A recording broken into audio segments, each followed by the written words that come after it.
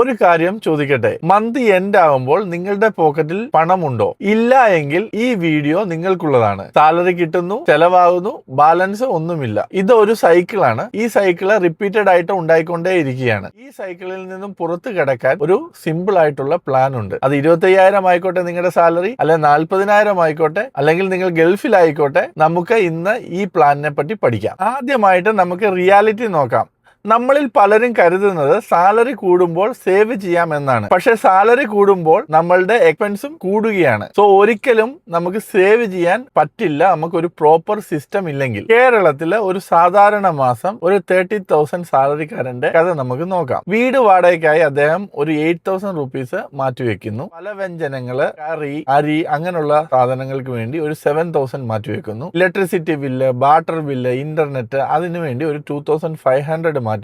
Loan, ഫോണിന്റെ EMI അതിനുവേണ്ടി ഒരു 3,000 മാറ്റിവെക്കുന്നു. യാത്രയ്ക്കും ഫ്യൂവലിനുമായി ഒരു 3,000 മാറ്റിവെക്കുന്നു. പിന്നെ മറ്റു പല ചെലവുകൾക്കായി ഒരു 4,000 മാറ്റിവെക്കുന്നു. അങ്ങനെ ടോട്ടൽ ആയിട്ട് അദ്ദേഹത്തിന്റെ എക്സ്പെൻസ് എന്ന് പറയുന്നത് 27,500 ആണ്. ബാലൻസ് ആയിട്ട് ആകെ ഉള്ളത് 2,500. സോ ഒരു എമർജൻസി വന്നു കഴിഞ്ഞാൽ 0 ആണ് അയാളുടെ കയ്യിലുള്ള സേവിങ്. ഇനി നമുക്ക് ഗൾഫ് വർക്കറുടെ കാര്യം നോക്കാം. ഗൾഫിൽ പൊതുവേ സാലറി കൂടുതലാണ്. പക്ഷേ വീടിന്റെ വാടക, ഫുഡ് എക്സ്പെൻസ്, വീട്ടിലേക്ക് അയക്കുന്ന പണം ഇതെല്ലാം കഴിഞ്ഞിട്ട് ഗൾഫുകാരന്റെ കയ്യിൽ പൊതുവെ ബാലൻസ് ഒന്നും കാണാറില്ല. 10 വർഷം ഗൾഫിൽ വർക്ക് ചെയ്തിട്ടും ബാലൻസ് ഒന്നും ഇല്ലാതെ റിട്ടേൺ ചെയ്യുന്ന ധാരാളം ആളുകൾ ഉണ്ട്. ഇവിടെയൊക്കെ പ്രോബ്ലം എന്താണ്? പ്രോബ്ലം ആക്ച്വലി ഇൻകം അല്ല, പ്ലാൻ ഇല്ലാത്തതാണ്. സോ ഇന്ന് നമ്മൾ ഡിസ്കസ് ചെയ്യുന്നത് എങ്ങനെ പ്രോപ്പർ ആയിട്ട് പ്ലാൻ ആയിട്ട് നമുക്ക് സേവ് ചെയ്യാൻ സാധിക്കും എന്നുള്ളതാണ്. നിങ്ങൾ ഒരു കാര്യം ശ്രദ്ധിച്ചു കേട്ടോളൂ, ഇത് ഒഴിവാക്കിയാൽ പ്ലാൻ എല്ലാം ഫെയിൽ ആകും. ഏത് ഒരു ഇൻവെസ്റ്റ്മെന്റ് സ്റ്റാർട്ട് ചെയ്യുന്നതിന് മുന്നേ നമ്മൾ ഒരു സേഫ്റ്റി നെറ്റ് ഉണ്ടാക്കി വെക്കണം. ഈ സേഫ്റ്റി നെറ്റിന് നമ്മൾ വിളിക്കുന്ന പേരാണ് എമർജൻസി ഫണ്ട്.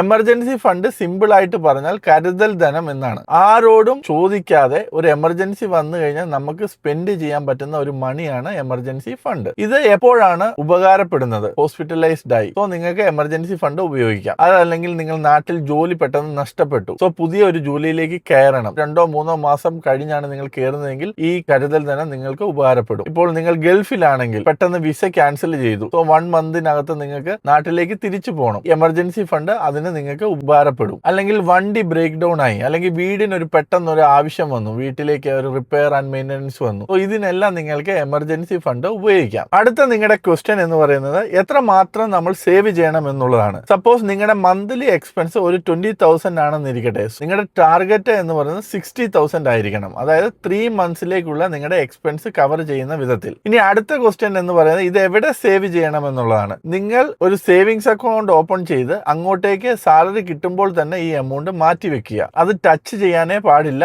അതിന് എമർജൻസി എന്ന് നിങ്ങളുടെ മെന്റലി മാർക്ക് ചെയ്ത് തന്നെ വെക്കുക. സേവിങ്സ് അക്കൗണ്ട് ധാരാളം ബാങ്കുകളിൽ ഓപ്പൺ ആക്കാം. ഫെഡറൽ ബാങ്കിലോ, സൗത്ത് ഇന്ത്യൻ ബാങ്കിലോ, HDFC ബാങ്കിലോ ഏത് ബാങ്കിലും നിങ്ങൾക്ക് ഓപ്പൺ ആക്കാൻ സാധിക്കും. ഇനി അടുത്ത ക്വസ്റ്റ്യൻ എന്ന് പറയുന്നത് ഇത് എത്ര വേഗം ബിൽഡ് ആക്കാൻ പറ്റും എന്നുള്ളതാണ്. അത് ടോട്ടലി ഡിപ്പെൻഡ്സ് ഓൺ യു ആണ്. സപ്പോസ് നിങ്ങൾ സാലറി കിട്ടുന്ന ദിവസം തന്നെ ഒരു 3,000 ഈ എമർജൻസി ഫണ്ടിലേക്ക് മാറ്റി വെക്കുകയാണെങ്കിൽ നിങ്ങൾക്ക് 60,000 അച്ചീവ് ചെയ്യാൻ 20 മന്ത്സ് വേണ്ടി വരും. എമർജൻസി ഫണ്ട് സെറ്റാക്കി അല്ലെ, എല്ലാവരും എമർജൻസി ഫണ്ട്, ബേസിക് ആയിട്ടുള്ള എമർജൻസി ഫണ്ട് സെറ്റാക്കിയിരിക്കുകയാണ്. ഇനി നമുക്ക് ഇൻവെസ്റ്റ്മെന്റിലേക്ക് അടക്കാം. ഒരു 30,000 സാലറി കിട്ടുന്ന ആളുടെ സിമ്പിൾ ആയിട്ടുള്ള ഇൻവെസ്റ്റ്മെന്റ് പ്ലാൻ ആണ് താഴെ പറയുന്നത്. ആദ്യം തന്നെ അദ്ദേഹം ഒരു 2,000 രൂപ എമർജൻസി ഫണ്ടിലേക്ക് മാറ്റണം. നമ്മൾ ബേസിക് ആയിട്ടുള്ള എമർജൻസി ഫണ്ടാണ് നേരത്തെ സെറ്റ് ആക്കിയത്. അതൊന്ന് അപ്ഗ്രേഡ് ചെയ്ത് ഒരു 6 മാസത്തേക്കോ 1 വർഷത്തേക്കോ ആക്കുക. അപ്പോൾ നമുക്ക് ടെൻഷൻ ഫ്രീ ആയിട്ട് മുന്നോട്ട് പോകാൻ സാധിക്കും. രണ്ടാമത് നിങ്ങൾ ഒരു SIP സ്റ്റാർട്ട് ചെയ്യണം. ഒരു 2,000 രൂപയ്ക്ക് ഒരു SIP സ്റ്റാർട്ട് ചെയ്യുക. അത് ഇൻഡെക്സ് ഫണ്ടിൽ ഇൻവെസ്റ്റ് ചെയ്യാൻ ശ്രമിക്കുക. ധാരാളം ബ്രോക്കറേജസ് ഉണ്ട്. മൂന്നാമതായിട്ട് നിങ്ങൾ ചെയ്യേണ്ടത് 1,000 റുപ്പീസ് ഗോൾഡിൽ ഇൻവെസ്റ്റ് ചെയ്യുക എന്നുള്ളതാണ്. ധാരാളം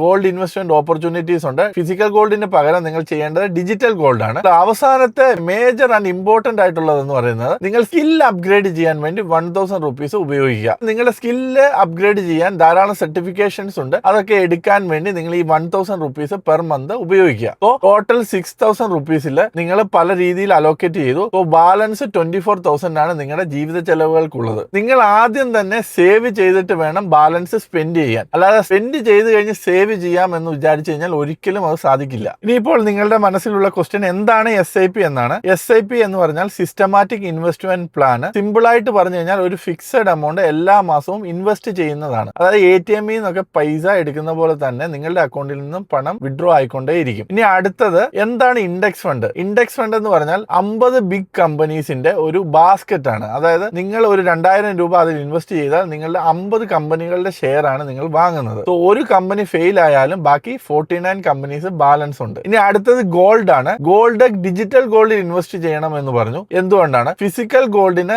പല പല പ്രോബ്ലംസ് ഉണ്ട്. അതായത് മേക്കിംഗ് ചാർജസ് ഉണ്ട്, GST കൊടുക്കണം, പല പല ഇഷ്യൂസ് ഉണ്ട്. സോ ബെറ്റർ എന്ന് പറയുന്നത് ഡിജിറ്റൽ ആയിട്ടുള്ള ഗോൾഡ് വാങ്ങുക എന്നുള്ളതാണ്. ഡിജിറ്റൽ ഗോൾഡ് വാങ്ങാൻ നമുക്ക് ഗൂഗിൾ പേ ഒക്കെ ഉപയോഗിക്കാം. എനിക്ക് തോന്നുന്നു ചെറിയ എമൗണ്ട്, അതായത് 100 200 റുപ്പീസ് വെച്ച് തന്നെ നിങ്ങൾക്ക് അത് വാങ്ങാൻ സാധിക്കും. പിന്നെ മൂന്നാമതായിട്ട് സ്കിൽ അപ്ഗ്രേഡ് ചെയ്യുക എന്നുള്ളതാണ്. ഇതുപോലെ റിട്ടേൺ തരുന്ന വേറൊരു കാര്യമില്ല. നിങ്ങൾ 1000 രൂപ ഇൻവെസ്റ്റ് നിങ്ങളുടെ സ്കിൽ അപ്ഗ്രേഡിന് കൊടുത്തു കഴിഞ്ഞാൽ നിങ്ങളുടെ സാലറിയിൽ ഒരു 5000 രൂപ മാറ്റം വന്നു കഴിഞ്ഞാൽ 500% ആണ് റിട്ടേൺ കിട്ടുന്നത്. നിങ്ങൾക്ക് സാലറി സ്പ്ലിറ്റ് ചെയ്യാൻ ഒരു ഫേമസ് ആയിട്ടുള്ള റൂൾ ഉണ്ട്. അതായത് 60:20:20 എന്ന് പറയുന്ന ഒരു റൂള് ഫിനാൻസിൽ ഉപയോഗിക്കാറുണ്ട്. 60% നിങ്ങളുടെ ജീവിത എക്സ്പെൻസുകൾക്ക് വേണ്ടി നിങ്ങൾ വിനിയോഗിക്കുക സാലറിയുടെ. പിന്നെയുള്ള 20% നിങ്ങൾ ഇൻവെസ്റ്റ്മെന്റിന് വേണ്ടി ഉപയോഗിക്കുക. ബാലൻസ് ഉള്ള 20% നിങ്ങളുടെ ഹാപ്പിനെസിന് വേണ്ടി ഉപയോഗിക്കുക. അതായത് നിങ്ങളുടെ ലെഷർ, ട്രാവൽ അങ്ങനെയുള്ളതിന് വേണ്ടി ഉപയോഗിക്കുക. അത് ജസ്റ്റ് ഒന്ന് ചേഞ്ച് ചെയ്തിട്ട് 60% വീട്ടു ചെലവുകൾക്കും 20% ഇൻവെസ്റ്റ്മെന്റിനും 20% എമർജൻസി ഫണ്ടിനും സേവിങ്സിനുമായിട്ട് ഉപയോഗിക്കാം. ഇപ്പൊ ഗൾഫിലാണെങ്കിൽ നിങ്ങൾ അറ്റ്ലീസ്റ്റ് ഒരു 40% നിങ്ങളുടെ ഫുഡ്, റെന്റ് നിർത്തുക. 35%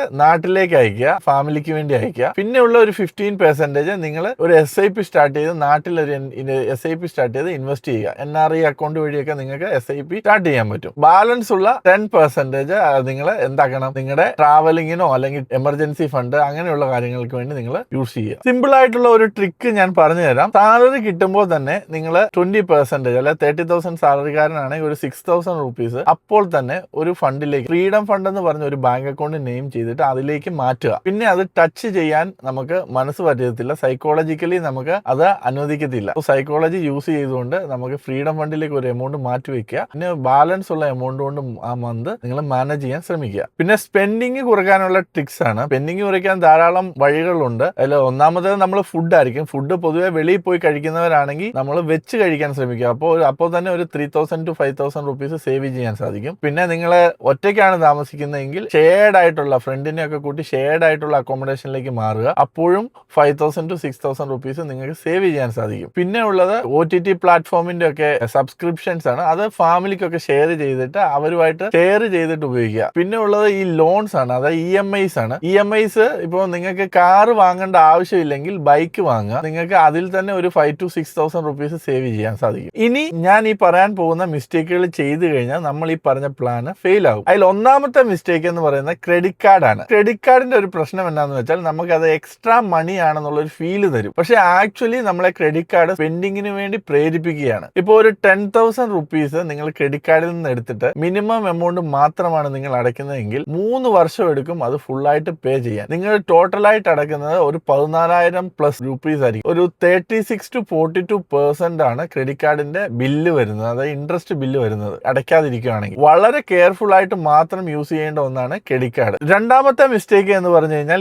EMIs ആണ്. ഒരു ഫോണ്, നിങ്ങൾ 1,00,000 രൂപയുടെ ഒരു ഫോണ് EMIയിൽ 2 വർഷത്തെ EMIയിൽ നിങ്ങൾ എടുത്തു 3,500 രൂപ പെർ മന്ത് ആണ് നിങ്ങൾ അടയ്ക്കുന്നത്. ആ 2 വർഷം കഴിഞ്ഞ് കഴിയുമ്പോൾ ഫോൺ എന്താകും? ഫോൺ ഔട്ട്ഡേറ്റഡ് ആവും, പുതിയ മോഡൽ ഫോൺ ഇറങ്ങും. ആ സെയിം 3,500 നിങ്ങൾ ഒരു 10 yearsലേക്ക് ഇൻവെസ്റ്റ് ചെയ്യുകയാണെങ്കിൽ, SIP ആയിട്ട് ഇൻവെസ്റ്റ് ചെയ്യുകയാണെങ്കിൽ നിങ്ങൾക്ക് കിട്ടാൻ പോകുന്ന റിട്ടേൺ എന്ന് പറയുന്നത് 8 lakh റുപ്പീസ് ആയിരിക്കും. സോ ബെറ്റർ എന്ന് പറയുന്നത് നിങ്ങൾ പുതിയ ഫോണിലേക്കോ ട്രെൻഡിങ്ങിലേക്കോ പോകുന്നതിന് പകരം ചെറിയൊരു ഫോണൊക്കെ ഒരു 20,000 25,000 ഒക്കെ ഉപയോഗിച്ചിട്ട് നിങ്ങൾ വെൽത്ത് ബിൽഡ് ചെയ്യാൻ ശ്രമിക്കുക. മൂന്നാമത്തെ മിസ്റ്റേക്ക് എന്ന് പറഞ്ഞു കഴിഞ്ഞാൽ ക്രിപ്റ്റോ ഇൻവെസ്റ്റ്മെന്റ് ആണ്. ക്വിക്കായിട്ട് റിച്ച് ആകാൻ നോക്കുന്നവരാണ് ക്രിപ്റ്റോയിൽ കൊണ്ട് ഇൻവെസ്റ്റ് ചെയ്യുന്നത്. 2022 ഗൾഫിലെയും നാട്ടിലെയുമായി ആയിരക്കണക്കിന് ആളുകളുടെ ലൈഫ് സേവിംഗ് ആണ് ഒരാഴ്ച കൊണ്ട് നഷ്ടമായത്. സോ ക്രിപ്റ്റോയിൽ ഇൻവെസ്റ്റ് ചെയ്യുന്നുണ്ടെങ്കിൽ ഒരു 5%-ലോ 10%-ലോ പോർട്ട്ഫോളിയോയുടെ ആ എമൗണ്ട് നിർത്താൻ ശ്രമിക്കുക. അത് അഫോർഡ് ടു ലൂസ് മണി ആയിരിക്കണം. നിങ്ങളുടെ എമർജൻസി ഫണ്ടോ SIPയോ ഒരിക്കലും ക്രിപ്റ്റോയിൽ സ്റ്റാർട്ട് ചെയ്യരുത്. നാലാമത്തെ മിസ്റ്റേക്ക് എന്ന് പറയുന്നത് ഇൻസ്റ്റാഗ്രാം കണ്ട് സ്പെൻഡ് ചെയ്യലാണ്. അതായത് നമ്മുടെ ഒരു ഫ്രണ്ട് ഇപ്പൊ ബാലിയിലേക്ക് ഒരു വെക്കേഷൻ ട്രിപ്പ് പോവുകയാണ്. അദ്ദേഹം പോകുന്നത് ചിലപ്പോൾ ക്രെഡിറ്റ് കാർഡിൽ സ്വൈപ്പ് ചെയ്തിട്ടായിരിക്കും. തിരിച്ചു വരുമ്പോൾ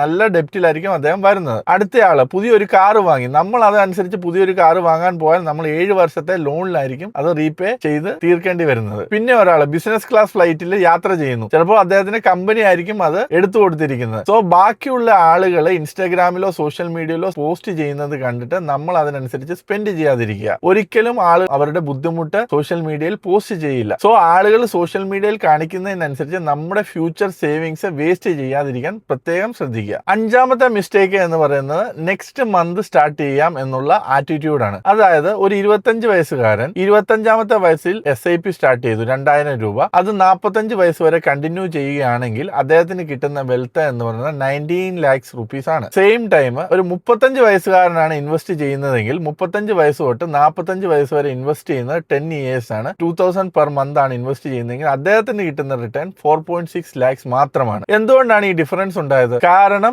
ആദ്യത്തെ ആള് 20 years ആണ് ഇൻവെസ്റ്റ് ചെയ്തത്, രണ്ടാമത്തെ ആള് 10 വർഷവും. സോ ഈ 10 വർഷത്തെ ഡിഫറൻസ് എന്ന് പറയുന്നത് 15 lakhs rupees വെൽത്തിലോ ഉണ്ടാക്കുന്നത്. സോ നിങ്ങളുടെ കയ്യിൽ 500 രൂപ മാത്രമേ ഉള്ളൂ എങ്കിൽ 500 രൂപ തന്നെ ആ ടൈമിൽ തന്നെ ഇൻവെസ്റ്റ് ചെയ്യാൻ ശ്രദ്ധിക്കുക. ആറാമത്തെ മിസ്റ്റേക്ക് ആണ് സേവ് ചെയ്യുന്നുണ്ട്, ഇൻവെസ്റ്റ് ചെയ്യുന്നില്ല. അതായത് 1 lakh rupees നിങ്ങൾ സേവിങ്സ് അക്കൗണ്ടിൽ ഒരു 10 വർഷം കീപ്പ് ചെയ്യുകയാണ്. ഇൻട്രസ്റ്റ് റേറ്റ് എന്ന് പറയുന്നത് 3 to 4% ആണ്. പക്ഷെ ഇൻഫ്ലേഷൻ എന്ന് പറയുന്നത് 6 to 7% ആണെന്നിരിക്കട്ടെ. ആ 1 lakh 10 വർഷം കഴിയുമ്പോൾ എമൗണ്ട് എത്രയാവും? 78,000 രൂപയിലേക്ക് വാല്യൂ കുറയും. ഇൻവെസ്റ്റ്മെന്റ് ആ സെയിം ടൈം നിങ്ങൾ ഇൻഡെക്സ് ഫണ്ടിലേക്ക് ചെയ്യുകയാണെങ്കിൽ ആ എമൗണ്ട് എന്ന് പറയുന്നത് 3,10,000 ആയിട്ട് മാറും. എന്തുകൊണ്ടാണ്? ഇൻഫ്ലേഷനെ ബീറ്റ് ചെയ്യുന്ന റിട്ടേൺ ആണ് ഇൻഡെക്സ് ഫണ്ട് നമുക്ക് തരുന്നത്. സോ എപ്പോഴും ബോത്ത് ആർ നീഡഡ്. അതായത് എമർജൻസി ഫണ്ട് സേവിങ്സിൽ വെക്കുക, അതർ ഫണ്ട്സ് എപ്പോഴും ഇൻവെസ്റ്റ് ചെയ്യാൻ ശ്രമിക്കുക. ഇനി പറയാൻ പോകുന്നത് ഗൾഫ് വർക്കേഴ്സിനുള്ളതാണ്. ധാരാളം ഗൾഫ് വർക്കേഴ്സ് 10-15 വർഷം വർക്ക് ചെയ്തിട്ട് ഇൻവെസ്റ്റ്മെന്റ് ഒന്നുമില്ലാതെ നാട്ടിൽ പോയി വീണ്ടും ഫ്രഷ് ആയി സ്റ്റാർട്ട് ചെയ്യുന്നവരുണ്ട്.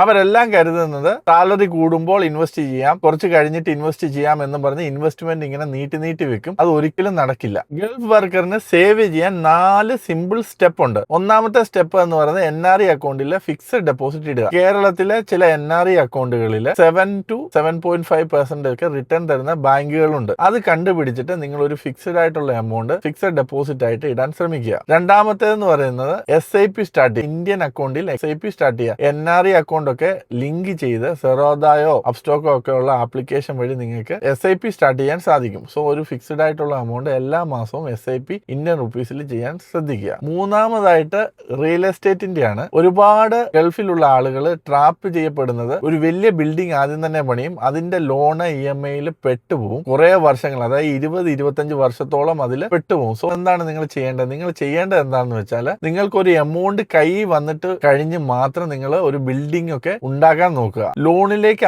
ആദ്യം തന്നെ ഒന്നുമില്ലാതെ ലോണിലേക്ക് പോയി 20-25 വർഷം ട്രാപ്പിൽ പെടാതിരിക്കുക. അതിന്റെ ഇടയ്ക്ക് ജോലി നഷ്ടപ്പെട്ടാലൊക്കെ വലിയ ബിഗ് പ്രോബ്ലംസ് ആവും. അപ്പോൾ ബെറ്റർ എന്ന് പറയുന്നത് ഒരു എമൗണ്ട് കൈ വന്നതിന് ശേഷം മാത്രം റിയൽ എസ്റ്റേറ്റിൽ ഇൻവെസ്റ്റ് ചെയ്യാൻ ശ്രദ്ധിക്കുക. പിന്നെ നാലാമതായിട്ടുള്ള സ്റ്റെപ്പ് എന്ന് പറഞ്ഞു കഴിഞ്ഞാൽ നിങ്ങൾ നാട്ടിൽ പോകുന്നതിന് മുമ്പ് ഒരു ഫിക്സഡ് ആയിട്ടുള്ള ക്യാഷ് ഫ്ലോ ഉണ്ടാക്കിയിട്ട് മാത്രം നാട്ടിൽ പോവുക. ഇനി ബിസിനസ് പ്ലാൻ എന്തെങ്കിലും നിങ്ങൾക്ക് നാട്ടിൽ പോയി ചെയ്യാനുണ്ടെങ്കിൽ അതിനുള്ള ക്യാപിറ്റൽ നിങ്ങൾ ഇവിടെ തന്നെ വെച്ച് ഉണ്ടാക്കണം. ഒരിക്കലും എമർജൻസി ഫണ്ടിൽ ടച്ച് ചെയ്യാൻ പാടില്ല. ഒരു ഗൾഫ് വർക്കറിന്റെ ഏജ് വൈസ് പ്ലാൻ പറഞ്ഞു തരാം. ഒരു 25 to 30 years ആണ് ഏജ് എങ്കിൽ നിങ്ങൾ ഒരു SIP സ്റ്റാർട്ട് ചെയ്തിരിക്കണം, എമർജൻസി ഫണ്ടും ഉണ്ടാക്കണം. പിന്നെ ഒരു 30 to 35 ആണെങ്കിൽ SIP കൂട്ടണം, പിന്നെ NRE ഫിക്സഡ് ഡെപ്പോസിറ്റോട്ടൊക്കെ എമൗണ്ട് ട്രാൻസ്ഫർ ചെയ്യുക. 35 to 40 ആണെങ്കിൽ നാട്ടിലൊക്കെ ഒരു ലാൻഡ് വാങ്ങിച്ച് ബിൽഡിംഗ് ഒക്കെ കെട്ടാനുള്ള പ്ലാൻ ചെയ്യാം. ഒരു റിട്ടേൺ ഫണ്ടിൽ ഒരു എമൗണ്ട് ഇൻവെസ്റ്റ് ചെയ്ത് തുടങ്ങാം. പിന്നെ ഒരു 40+ ആണെങ്കിൽ നിങ്ങൾ ചെയ്യേണ്ടത് ലിക്വിഡ് ആയിട്ട് നാട്ടിൽ പോകുമ്പോൾ കൈ കരുതേണ്ട ക്യാഷിനെ ബിൽഡ് ചെയ്യുക. പിന്നെ ഒരു ബിസിനസ് പ്ലാൻ ഉണ്ടാക്കിയിട്ട് അതിന്റെ ക്യാപിറ്റലും ബിൽഡ് ചെയ്യുക. ഇനി നമുക്ക് രണ്ടുപേരെ ഒന്ന് കമ്പയർ ചെയ്ത് നോക്കാം. രണ്ടുപേർക്കും ഒരേ സാലറിയാണ്, 30,000 rupees ആണ് സാലറി കിട്ടുന്നത്. എന്ന് പറയുന്ന ആള് ഒരു എമർജൻസി ഫണ്ട് ആദ്യമായി ഉണ്ടാക്കി എല്ലാ മാസവും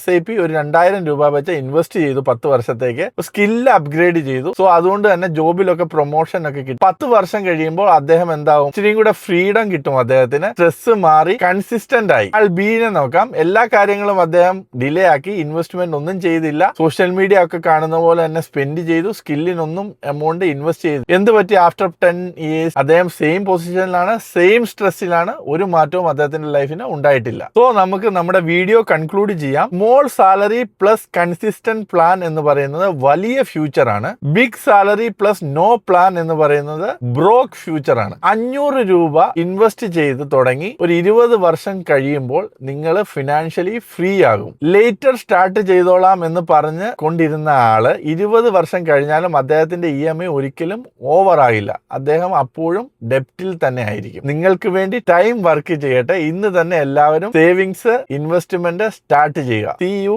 in next video. Bye.